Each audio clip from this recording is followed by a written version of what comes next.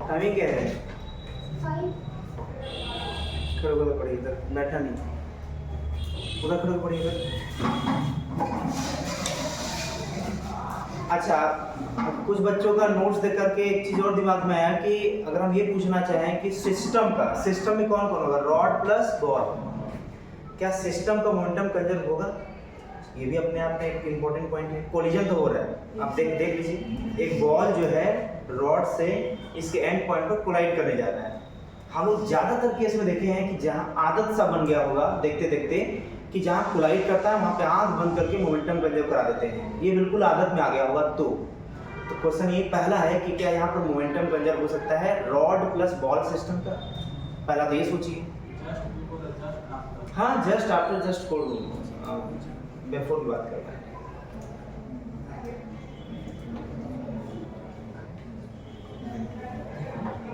नहीं करेगा। बताइए क्यों मोमेंटम कंजर्व नहीं होगा? क्योंकि जैसे यहाँ पे सिस्टम मानेंगे तो यहाँ पर हिंज तो है ना वो, तो यहाँ पे फोर्स तो लग ही जाएगा, चाहे इधर लगे चाहे इधर लगे। तो पहली बात कि मोमेंटम कंजर्वेशन के बारे में कभी दिमाग में लाना ही नहीं है, ठीक। दूसरा, हम उस दिन भी बोले थे, आज भी बोल रहे हैं कि क्वेश्चन प्रैक्टिस से हमें ज्यादा ये क्लियर हो पाएगा कि नीट के लेवल तक इस एग्जाम में कि तुरंत कैसे कैच कर पाएंगे कि हम एंगुलर मोमेंटम से आंसर ला सकते हैं। वैसे भी यहाँ पर वेलोसिटी और मास और लेंथ के अलावा कुछ और नहीं दिया हुआ है, तो एक बात जरूर दिमाग में आना चाहिए कि हम एंगुलर मोमेंटम कंजर्व कर आगे पर देखते हैं कि हो पाता है कि नहीं। अच्छा, मोमेंटम कंजर्व करना है तो तुरंत दिमाग में चलना चाहिए फास्ट तरीके से कि कंजर्व कब होता है। जल्दी बताइए, आंसर जल्दी बताइए, मोमेंटम कब कंजर्व होता है? हाँ, पहली बात एक्सिस का दिमाग में विचार आना चाहिए कि किस एक्सिस के बारे में हम सोच रहे हैं। जिस एक्सिस के बारे में हम सोचना स्टार्ट कर रहे हैं तो चेक करेंगे कि क्या उस एक्सिस के बारे नेट टॉर्क जीरो है क्या। तो यहाँ पर किस एक्सिस के बारे इसके रोटेशन का चांस बन रहा है, कोई भी प्रैक्टिकली विजुलाइज कर सकता है इसी एक्सिस के अबाउट। ये रॉड ऐसे रोटेट करेगा, जब ऐसे रोटेट करेगा तो इसका एक्सिस ऐसे आएगा, जब ऐसे एक्सिस आएगा तो स्वाभाविक सी बात है यहाँ पर एक्सिस पहली बात यहाँ मानेंगे। एक बात क्लियर हुआ। दूसरी बात, एक्सिस वहां पर बन गया, क्या उस एक्सिस के अबाउट सिस्टम का बिफोर कोलिजन आफ्टर कोलिजन दिमाग में दौड़ाइए कि क्या नेट टॉर्क जीरो आ रहा है क्या? लगाइए दिमाग। इस एक्सिस के अबाउट ये सब फास्ट प्रोसेस चलना चाहिए। इस एक्सिस के अबाउट एफबीडी तुरंत बनाइए, रॉड का एफबीडी, एमजी किधर आएगा? एमजी किधर आएगा? एमजी का टॉर्क किधर होगा? पॉजिटिव नेगेटिव होगा। एमजी का टॉर्क पॉजिटिव नेगेटिव। कुछ बच्चे ऐसे कर रहे हैं, पता नहीं क्या कर रहे हैं, एक्सरसाइज कर रहे हैं। अरे भाई एमजी उसके एक्सिस से पास कर रहा है, देखिए ना, एमजी ऊपर लेकर जाएंगे तो एक्सिस से पास कर रहा है, इसके बारे में सोचना ही बंद करिए। अच्छा, जब टकराएगा तो इसका भी एमजी, क्योंकि इसका कोई विड्थ नहीं होगा, फिजिक्स में विड्थ नहीं दिया है तो विड्थ जीरो है, ये विड्थ जीरो है अगर फिजिक्स में नहीं दिया है तो बताइए ये भी तो जब टकराएगा तो जस्ट इसका एमजी उसी से पास कर जाएगा। यहाँ तक क्लियर? मतलब mg के द्वारा नेट टॉर्क जीरो। एफबीडी में और क्या दिख रहा है? एफबीडी में और क्या दिख रहा है? ये तो हवा में है, टकराने आ रहा है, mg क्यों लग रहा था? जीरो। इसका mg लग रहा था, टॉर्क जीरो। जो यहाँ पे हिंज्ड फोर्स होगा वो तो खुद ही एक्सिस पर ही है, तो उसका भी नेट टॉर्क जीरो। मतलब एंगुलर मोमेंटम कंजर्व कराने के लिए जो जो कंडीशन होना चाहिए कि नेट टॉर्क सिस्टम के ऊपर जीरो होना चाहिए वो है। तो हम आगे बढ़ते हैं, तो क्या लिखेंगे यहाँ पर? नेट एक्सटर्नल टॉर्क ये जीरो होगा ऑन क्या? Rod plus ball system. पहली बात। दूसरी बात, अगर नेट टॉर्क जीरो है तो initial angular momentum final angular momentum के बराबर होगा। क्लियर? कंजर्व करना मतलब ये होता है। अब ये स्टार्टिंग में कोलिजन से पहले कौन मोशन में था कौन नहीं था, जो मोशन में नहीं होगा उसका एंगुलर मोमेंटम जीरो, तो ये मोशन में नहीं था तो इसका एंगुलर मोमेंटम जीरो जाएगा। तो बचा केवल ये, इसका एंगुलर मोमेंटम कितना होगा? इनिशियल तो जाएगा किसी भी पॉइंट मास का फार्मूला क्या होता है एंगुलर मोमेंटम का? mvr। किसी पॉइंट मास का क्या होता है? mvr। ऐसा ये किसी और का भी फार्मूला होता है क्या? आप बोलिए हाँ, किसी बॉडी का। कब? जब वो बॉडी प्योर ट्रांसलेशनल मोशन करे, जब कोई बॉडी प्योर ट्रांसलेशनल मोशन करे तो वहां पर भी mvr होता है, जहां पर v क्या होता है, velocity of centre of mass, r क्या होता है, position vector centre of mass का, किसका होता है, सेंटर ऑफ मास का। तो फॉर्मूला में थोड़ा सा टर्म को अच्छे समझना होगा। चलिए ठीक है, इसका तो हो गया mvr, आप बंद करके बोल देंगे mvr, ठीक है। नेक्स्ट, आफ्टर कोलिजन दोनों चिपक जा रहे हैं, इसका मतलब कंबाइंड मोशन कैसा होगा, तो बोलेंगे कंबाइंड मोशन, दोनों स्टिक कर गए, दोनों कंबाइंड मोशन करेंगे। अब ठीक, दोनों कंबाइंड मोशन करेंगे तो कंबाइंड एंगुलर मोमेंटम निकालेंगे। चलिए मान लेते हैं कि एंगुलर वेलोसिटी पूछ रहा है, एंगुलर वेलोसिटी क्या है, ओमेगा है। ये एंगुलर वेलोसिटी किसका होगा, बॉल का होगा या रॉड का होगा, बोलेंगे दोनों का होगा। अच्छा दोनों होगा, तो देखिए बॉल का वेलोसिटी कितना हो जाएगा, तो बोलेंगे अगर ओमेगा हमें माने हैं, हम ओमेगा मान लिए हैं, वही निकालना है, तो इसका वेलोसिटी कितना होगा ओमेगा के टर्म में, v इक्वल टू ओमेगा है, ओमेगा r, पक्का है, तो v आ गया इसका। तो देखिए आफ्टर कोलिजन, ये है आफ्टर कोलिजन, तो देखिए क्या लिखेंगे, इसका एंगुलर मोमेंटम, इसका एंगुलर मोमेंटम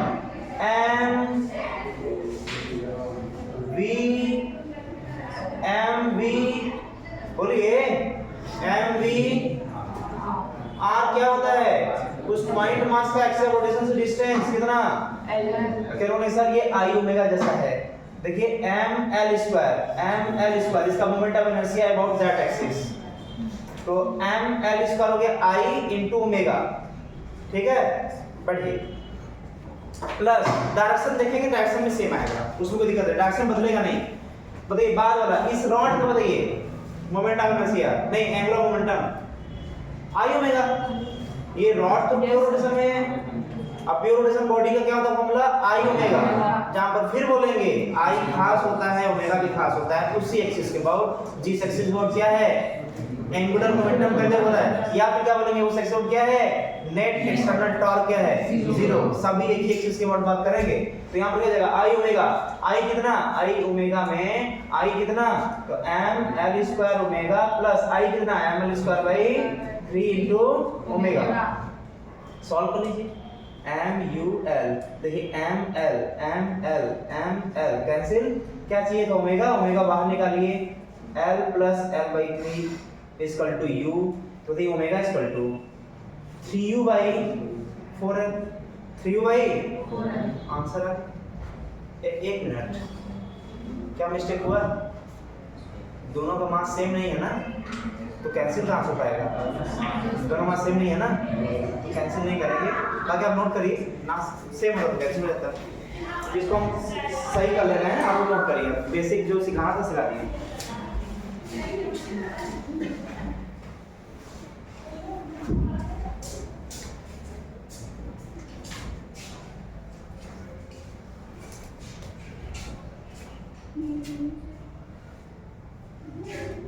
चार बजे क्लास है, खड़े होकर पढ़िए, बाद में गार्जियन से बात कर दीजिएगा, सही बात, उधर खड़े होकर पढ़िए।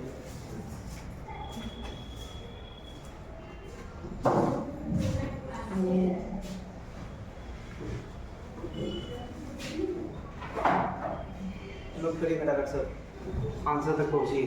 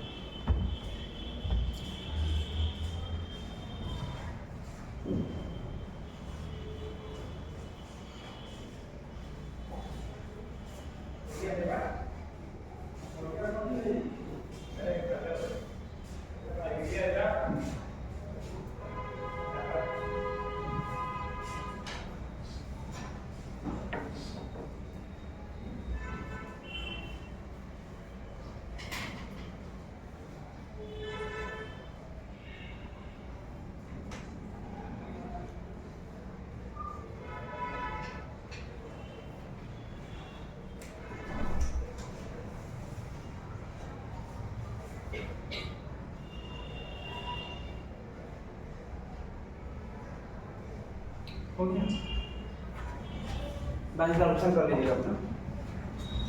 चलो नेक्स्ट आते हैं।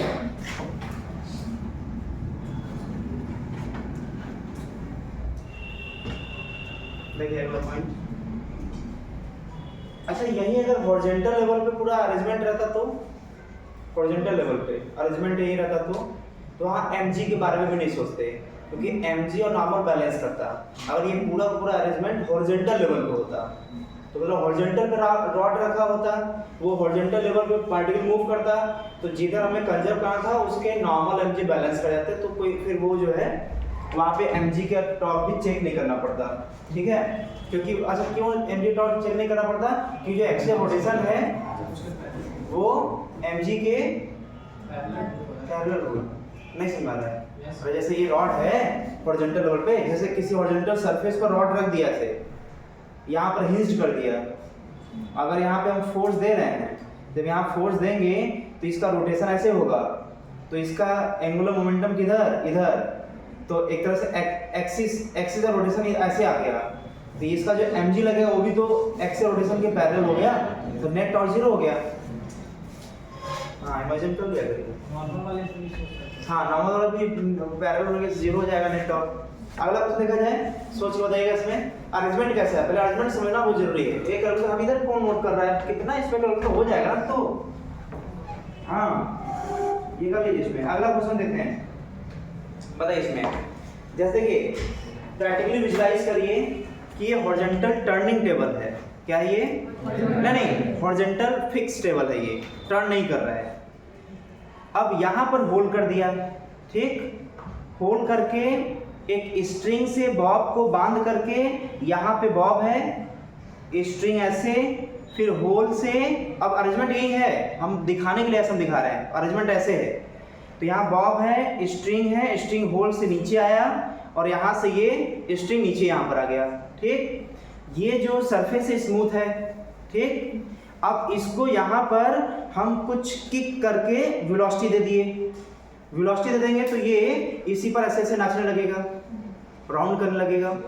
अच्छा ये जो ऐसे जो घूमेगा सर्कुलर में, उसका जो स्ट्रिंग जो है वो यहाँ होल्ड किए थे, तो यहाँ से नीचे आ गया, इसके इस वाले स्ट्रिंग को हम यहाँ पर ऐसे पकड़े हुए हैं। क्योंकि आज तक हम लोग अपने यूनिवर्स में फ्रिक्शनलेस सरफेस नहीं देखे हैं, कुछ ना कुछ फ्रिक्शन होता ही होता है, चाहे कोई भी हम सबस्टेंस देखें। हम इसको क्या माने हैं? फ्रिक्शनलेस स्मूथ माने हैं। तो उस बेस पे आपको इमेजिन करना है कि घूमता रहेगा, घूमता रहेगा, हमेशा घूमता रहेगा। अच्छा जो भी इसका नॉर्मल डाटा है वो दिमाग बढ़ा सकते हैं, जैसे मास m, रेडियस r ले लेते हैं, मास m, रेडियस r, और यहाँ पे स्ट्रिंग से बांधे हुए हैं। हमको कितना ताकत लगाना पड़ेगा, उस वो बराबर से घूम रहा है, हम यहाँ स्ट्रिंग को ऐसे पकड़े हुए हैं। अच्छा हम ना पकड़े रहे तो क्या घूम सकता है? कैसे? पहला तो कुछ नहीं उठता है, ये घूम रहा है ऐसे, यहाँ पर ऐसे ना पकड़े रहे हैं स्ट्रिंग को, तो क्या वो घूमता रहेगा क्या? क्यों नहीं घूमेगा? पहला क्वेश्चन, क्योंकि अगर हम इसको यहाँ से फोर्स नहीं देंगे तो यहाँ पे टेंशन आएगा नहीं सेंटर की तरफ। सेंटर की तरफ फोर्स तो तभी आ रहा है ना, सेंटर की तरफ फोर्स टेंशन तभी आ रहा है जब यहाँ पे हम फोर्स दिए हुए हैं, पकड़े हुए हैं। हम उसको जैसे ही छोड़ दें वो टेंडेंशियली भाग जाएगा, कहीं गिर जाएगा बाहर। क्लियर? दूसरा क्वेश्चन कि क्या ये ऐसे ऐसे मोशन कर रहा है तो उसका velocity time to time decrease करेगा, इंक्रीज करेगा कुछ, या वही रहेगा, मेंटेन रहेगा? जब फ्रिक्शनलेस है तो मेंटेन ही रहेगा। अब देखिए हम कर क्या रहे हैं, हम चेंज क्या कर रहे हैं। हम यहाँ पर स्ट्रिंग पकड़े हुए थे, हम नीचे खींच रहे हैं, ठीक। हम इसको कुछ फोर्स एक्स्ट्रा बढ़ा करके नीचे खींच रहे हैं। तो फिर क्वेश्चन ये उठता है कि जितनी स्पीड से घूम रहा था, क्या उसका स्पीड घूमने का बढ़ जाएगा या घट जाएगा? जब फोर्स खींचकर रेडियस घटा दे रहे हैं, खींच के इसका रेडियस घटा दे रहे हैं, तो उसका स्पीड बढ़ने लगेगा या घटने लगेगा? चलिए बताइए, हाथ उठाइए, कितने लोग बच्चे बोल रहे हैं बढ़ने लगेगा? हाँ ये अभी 4-5 बच्चे बोल रहे थे। चलिए रीजन बताइए। सर mv/r टेंशन, और टेंशन जब आप बढ़ा रहे हैं तो 90% नजदीक है, तो वेलोसिटी बढ़ने लगेगा। नहीं रेडियस भी तो चेंज हो रहा है, रेडियस यहाँ पे 2 अननोन हो गए, हमारे फोर्स लगाने से नीचे 2 अननोन हो गए। एक रेडियस भी चेंज हुआ, एक वेलोसिटी के बारे में हम खुद ही पूछ रहे हैं। और जब दो अननोन हो जाए तो वहां पर हम ये नहीं कह सकते कि फोर्स बढ़ाने से वेलोसिटी ही बढ़ा। दोनों में से कोई एडजस्ट कर सकता है ना सेम बढ़ने के लिए, ये बात है। एक कांस्टेंट होना पड़ेगा। हाँ, जैसे जैसे जो बच्चा बोल रहा है, एक बार सोचिए आप लोग भी, हो सकता है वो भी आंसर हो जाए। लॉजिकली आंसर सही होना चाहिए, गलत होना चाहिए ना। ये क्या है, हॉरिजॉन्टल टेबल है, ठीक है। यहाँ से स्ट्रिंग को ऐसे हम जो है हम इसको ऐसे पकड़े हुए हैं, और स्ट्रिंग का जो है दूसरा पार्ट बॉब से ऐसे अटैच है। ये बॉब जो है वो इस तरीके से हॉरिजॉन्टल सर्कुलर मोशन कर रहा है, ठीक है। तो यहाँ पर जो है जब हम लोग इसको फोर्स लगा करके खींचेंगे तो ये कहीं अब बाद में इस पे मोशन करने लगेगा। When T इंक्रीज, T मतलब यहाँ पे जो टेंशन T लग रहा है, when थोड़ा T इंक्रीज करेंगे मतलब बढ़ाएंगे, या फिर ये कह सकते हैं when string is pulled down, when string is pulled down then ये रेडियस बन जाएगा, छोटा हो जाएगा रेडियस। और ये तो पहले वाला था, इसको मान लेते हैं रेडियस R1 है, और ये मान लेते हैं रेडियस ये R2 में अब बदल गया, ठीक है। तो बताइए T इक्वल टू क्या होगा, T इक्वल टू यहाँ पर m ओमेगा या v कुछ भी यूज करें, m ओमेगा स्क्वायर R1 कब बिफोर पुल T1 मान लेते हैं, और T2 ये m, अच्छा ये भी अननोन हो जाएगा, तो ओमेगा 2 R2 स्क्वायर आफ्टर पुल, जब उसको पुल करेंगे तो। अब वही ओमेगा के बारे में पूछ रहे हैं, घट रहा है बढ़ रहा है। यहाँ पे एंगुलर मोमेंटम कंजर्व तो होगा। हम तो आएंगे, फाइनली उसी पर आएंगे, माहौल तो वही चल रहा है ना। हाँ, आप माहौल में आ गए, ठीक है, हम समझ रहे हैं, हम आएंगे उसी पर, हम उस पे देख रहे हैं। अच्छा ये जैसे बढ़ गया, T बढ़ गया, फोर्स ऐसे लगाया बढ़ा दिए, ये बढ़ गया, तो ये घट गया। अच्छा ये बढ़ा वैल्यू है, ये घट गया, ये बढ़ जाएगा, इससे भी आंसर आ गया। कितना आएगा ये नहीं पता, लेकिन बढ़ेगा ये पता है। हमसे ये भी क्वेश्चन पूछेगा कितना ओमेगा आ जाएगा, ये पूछेगा, लेकिन हम इससे सिर्फ एनालिसिस के बेस पे बोल सकते हैं कि ओमेगा बढ़ेगा। कैसे, ये बढ़ा, भाई बढ़ा T तभी हम खींचे, तो पहले टेंशन से अब ज्यादा टेंशन आएगा तभी तो खींचे होंगे, तो इसका मतलब ये बढ़ा ये घटा, अब होना बैलेंस है, बराबर है, तो इसको स्वाभाविक सी बात है बढ़ना पड़ेगा तभी बढ़ेगा, ठीक है। वैल्यू निकालना है, वो नहीं निकाल सकते बिना हम कोई इक्वेशन क्रिएट किए, और ये तो अननोन, खुद ही अननोन है, ये सब अननोन है, ठीक है। तो यहाँ तक एनालिसिस हो गया। अब आते हैं कि क्या वैल्यू ओमेगा का निकालना है तो क्या हम एंगुलर मोमेंटम कंजर्व करा सकते हैं क्या? अब ये क्वेश्चन आता है, अब बताइए करा सकते हैं क्या? पहला चीज, अगर करा सकते हैं तो किस एक्सिस के बाउंड करा सकते हैं, ये भी हमें भूलना नहीं चाहिए, एक्सिस इंपॉर्टेंट है। अब समझ आ रहा होगा, यहाँ पर जो है, यहाँ पर इसी एक्सिस के बाउंड देखिए, जो टेंशन ये वाला टेंशन है वो भी एक्सिस को ही कट करेगा। प्रैक्टिकली सोच के देखिए, जो ऐसे से घूम रहा है स्ट्रिंग, तो उसका जो टेंशन लग रहा है वो एक्सिस से ही पास कर रहा है ना, इसका टेंशन एक्सिस से पास करना है। टॉर्क जीरो, नॉर्मल mg तो बैलेंस कर लिए, उसके बारे में सोचना ही नहीं है। तो देख नेट टॉर्क जीरो हो गया सिस्टम पे, तो एंगुलर मोमेंटम कंजर्व हो जाएगा। अच्छा एंगुलर मोमेंटम कंजर्व मतलब क्या होता है? Initial angular momentum equal to final momentum. अच्छा इनिशियल एंगुलर यही क्या, यही एंगुलर मोमेंटम है ना, एंगुलर मोमेंटम यही ना है, नहीं है ना? कोई बच्चे बोल रहे हाँ है यही, अरे वहां पे आर स्क्वायर ओमेगा होता है, यहाँ ओमेगा स्क्वायर आ रहा है, ये सेंट्रीपिटल फोर्स है, वो है भाई, वो है, ये यही है, ठीक है, दोनों बराबर नहीं है। तो अब जो अब हमें लगता है कि चीजें बिल्कुल अब क्लियर हो गया ना, कि क्यों कंजर्व कराएंगे और किस एक्सिस मोड कराएंगे। और जैसे हम दोनों का एंगुलर मोमेंटम कंजर्व कराएंगे, since net torque on system, हम पहले कर लेते हैं फिर क्वेश्चन लिखा जाएगा। ये अजूबा क्वेश्चन है, पहले हम सॉल्यूशन लिखते हैं फिर बाद में क्वेश्चन लिखते हैं। पहले नेट टॉर्क ऑन सिस्टम क्या हो जाएगा? जीरो। तो इनिशियल एंगुलर मोमेंटम आप लोग बोलेंगे, बताइए इनिशियल एंगुलर मोमेंटम कितना होगा? मास m है, रेडियस r1 है, ओमेगा है। ऐसा करते हैं उसको रिलेशन दे देते हैं, आधा रेडियस कर देते हैं, क्लियर? हम लोग रेडियस क्या करते हैं, नहीं करेंगे रेडियस आधा, तो r1 टर्म में आएगा, r1 r2 टर्म में आएगा। हाँ चलिए r1 बताइए इनिशियल क्या होगा, एंगुलर मोमेंटम मास m है, बताइए ओमेगा दिया होगा, मतलब वेलोसिटी भी दिया होगा, वेलोसिटी मान लीजिए इसका भी, या ओमेगा दिया तो वेलोसिटी दिया रहेगा, बताइए क्या होगा, mvr। कैसे पता, पार्टिकल है, पार्टिकल फॉर्मूला क्या होता है, mvr। क्या होता है, mvr। जल्दी m क्या होगा, m होगा, v क्या होगा, v होगा, r क्या होगा, r नहीं होगा भाई, यहाँ पे r1 दिया हुआ है, r1। ये आ गया इनिशियल एंगुलर मोमेंटम। बताइए फाइनल क्या होगा, फाइनल बताइए r2 क्या आ गया है, r2 पर बताइए क्या होगा, mvr। v क्या होगा पता नहीं, वही तो पता करना है, mvr। r क्या होता है, एक्सिस से डिस्टेंस कितना होगा, r2। क्या चाहिए, फाइनल वेलोसिटी, तो v not equal to v r1 by, मतलब v r1 बाई r2। ये आया किससे, जब सिस्टम पर नेट और एंगुलर मोमेंटम क्या करा दिया, वहां से आंसर आ जाएगा। ठीक, क्वेश्चन लिखिए,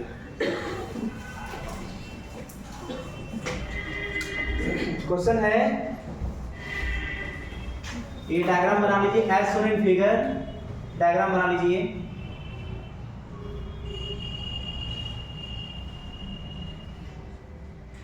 डायग्राम बना लीजिए, वो वही है,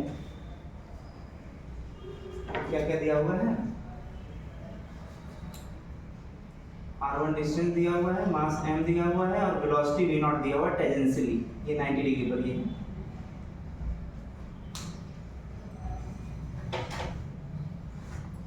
यही है। और यहाँ पर हाथ बना लीजिए, इससे पकड़ा हुआ है स्ट्रिंग को,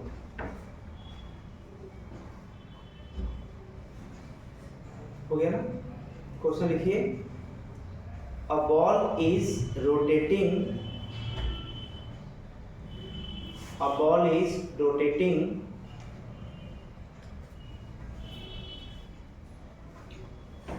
on a smooth table, a ball is rotating on a smooth table as shown in figure, as shown in figure।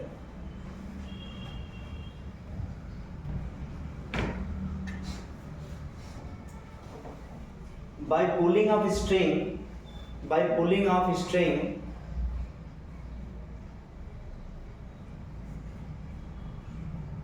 when radius, by pulling of string, when radius r1, when radius r1 is reduced to r2, when radius r1 is reduced to r2,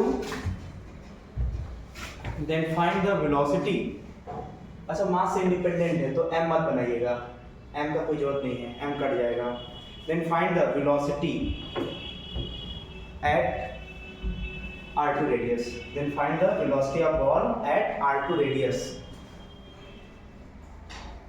find the velocity of ball at r2 radius. अब खट से solution note कर लीजिए, time ना लग जाएगा।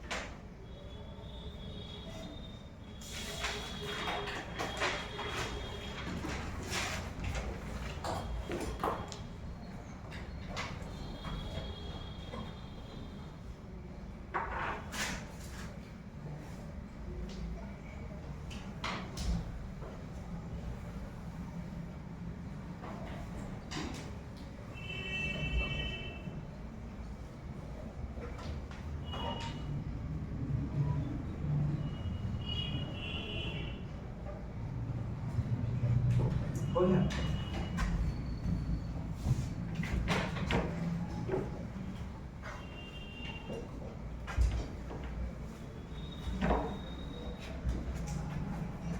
आप लोग इसको मिटा देना।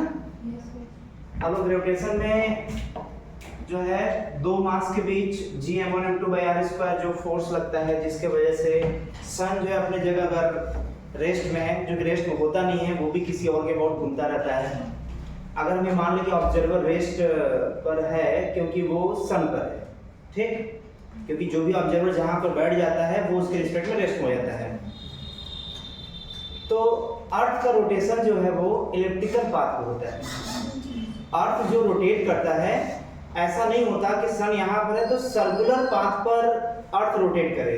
वो किस पाथ को ट्रेवल करता है, किस पाथ को फॉलो करता है? इलिप्टिकल। अच्छा, जब इलिप्टिकल पाथ को फॉलो करेगा अर्थ, इसका मतलब इलिप्टिकल कुछ इस टाइप का शेप गेन करता है।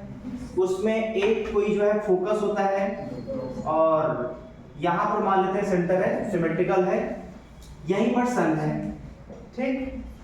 अब अर्थ का रोटेशन ऐसे से होता है, तो यहाँ पे जैसा रोटेशन से क्लियर हो रहा है कि एक बार अर्थ जो है सन के बिल्कुल नजदीक होगा और एक बार सबसे दूर होगा।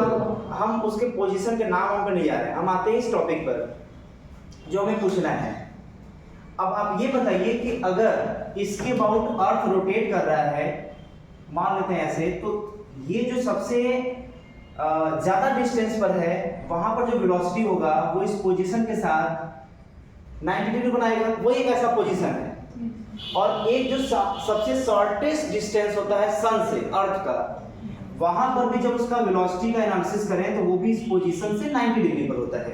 केवल यही दोनों ऐसे पोजीशन हैं जहां पर वेलोसिटी और line joining the sun and earth वो 90 डिग्री पर होते हैं। बाकी आप कहीं भी देखेंगे तो 90 डिग्री बनेगा नहीं।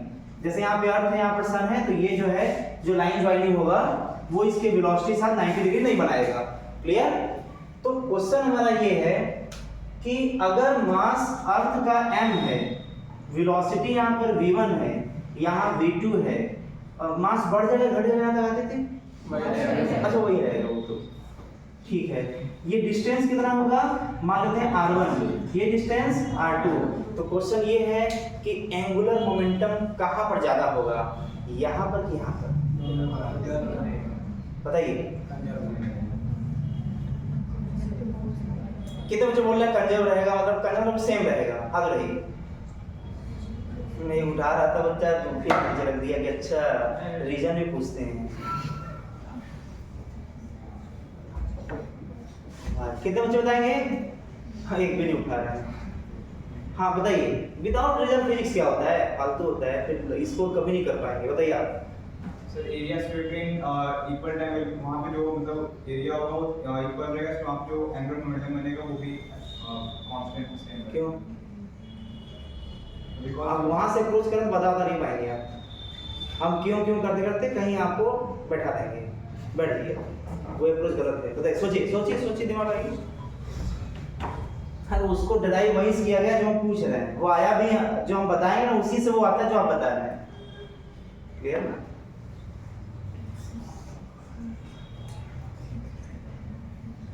एंगुलर मोमेंटम कहाँ ज्यादा होगा, यहाँ कि यहाँ? तो आंसर है नहीं सर, दोनों जगह एंगुलर मोमेंटम सेम होगा। तो क्वेश्चन है कि क्यों सेम होगा, बताइए।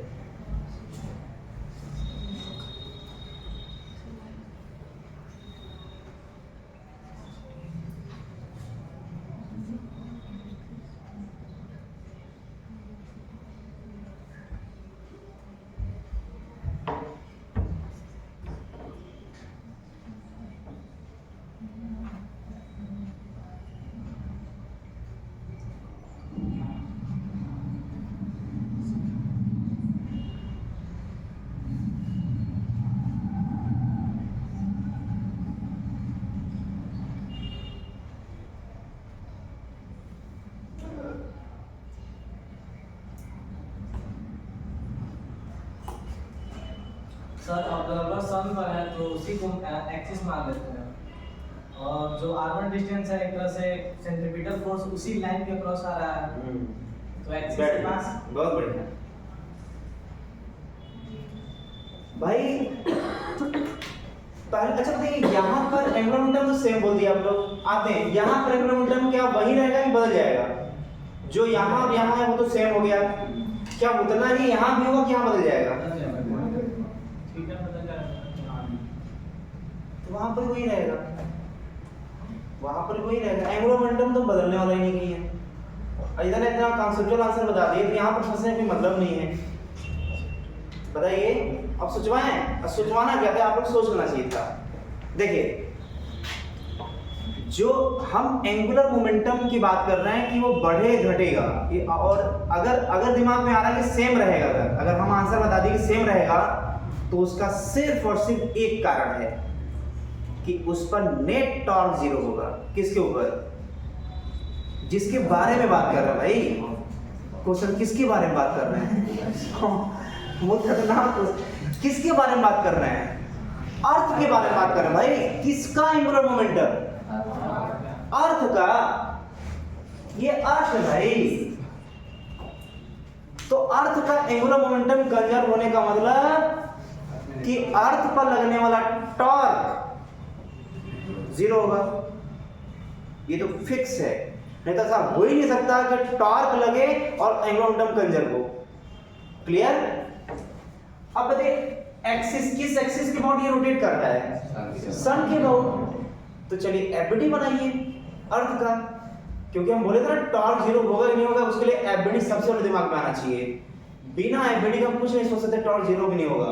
चलिए एफबीडी बनाइए, अर्थ का एफबीडी बनाइए। फोर्स किधर लग रहा है? सन की तरफ लग रहा है ना। कौन सा लॉ से? ग्रेविटेशनल लॉ से। G(m1m2r²) जो एक दूसरे की तरफ फोर्स लगता है, दोनों मास एक दूसरे पर फोर्स लगाते हैं। अब नहीं एक्सिस, इसी एक्सिस के अबाउट घूम रहा है वो अर्थ, तो बताइए फोर्स क्या उसी एक्सिस से पास कर गया क्या? बताइए। अब पछता रहे हैं कि नहीं कि हमको सोचना चाहिए था। जब फोर्स उसी से पास कर, नेट टॉर्क जीरो हो गया, और जब अर्थ पर लगने वाला नेट टॉर्क जीरो हो गया तो उसका एंगुलर मोमेंटम कंजर्व होगा। एंगुलर मोमेंटम कंजर्व होगा चाहे यहाँ पर है, चाहे यहाँ पर है, चाहे कहीं पर भी रहे, एंगुलर मोमेंटम हमेशा कंजर्व होगा। एंगुलर मोमेंटम कंजर्व होने मतलब mvr से होगा। mvr से मतलब कि m गायब, क्योंकि मास तो बदलेगा नहीं अर्थ का, मतलब v into r सेम होगा। मतलब अर्थ और सन के, अभी हम क्या बोले, क्या गायब हो जाएगा? अच्छा क्या सेम रहेगा आप बताइए? मास और अच्छा तो ये अर्थ का मास बढ़े घटेगा जब नजदीक जाएगा तो? ठीक, हम क्या बोले अभी कि अर्थ एक पॉइंट मास की तरह ट्रीट करेंगे, तो पॉइंट मास के लिए क्या होता है फॉर्मूला एंगुलर मोमेंटम का? mvr। m तो वही रहना है। mvr कंजर्व होने का मतलब mr1 v1 is equal to mr2 v2, मतलब इनके बीच का जो डिस्टेंस होगा r0 v0 ये बराबर होगा r1 v1 बराबर होगा r2 v2, क्योंकि सब में एंगुलर मोमेंटम कंजर्व होगा। एंगुलर मोमेंटम कंजर्व होगा। क्यों होगा? क्योंकि नेट टॉर्क। क्यों होगा? क्योंकि जो फोर्स है वो एक्सिस से पास कर रहा है। क्यों पास कर रहा है? लॉ होता है ना भाई, वहां पे क्यों क्या? स्टॉप वहीं पर। क्लियर है सब कुछ? कॉन्सेप्ट क्लियर है? नोट कर लीजिए कि तीनों बराबर होंगे।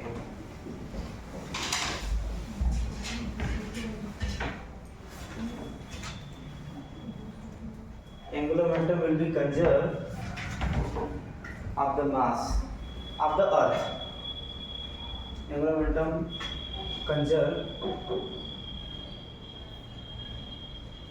of mass earth of earth.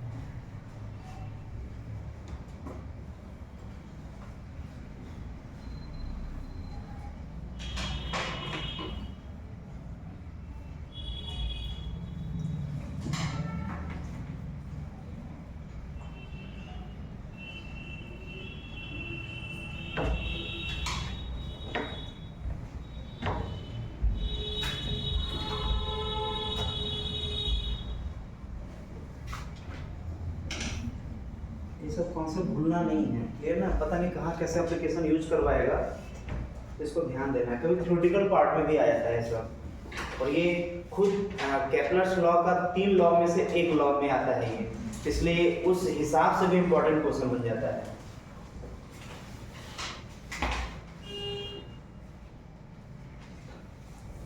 हो गया? अच्छा, अब इससे मजाक मजाक में एग्जामिनर ये पूछ सकता है 3 दे करके एक चौथा पूछ देगा, इसमें से कोई 3 दे करके, या ये भी डिस्टेंस दे देगा तो इसमें से कोई 3 दे करके चौथा पूछ लेगा। हमें कॉन्सेप्ट क्लियर है तो हम इक्वेशन आराम से क्रिएट कर सकते हैं। तो ठीक है, इसमें से 3 दे करके एक पूछ सकते हैं, हम वो निकाल सकते हैं। मिटा देना तो यस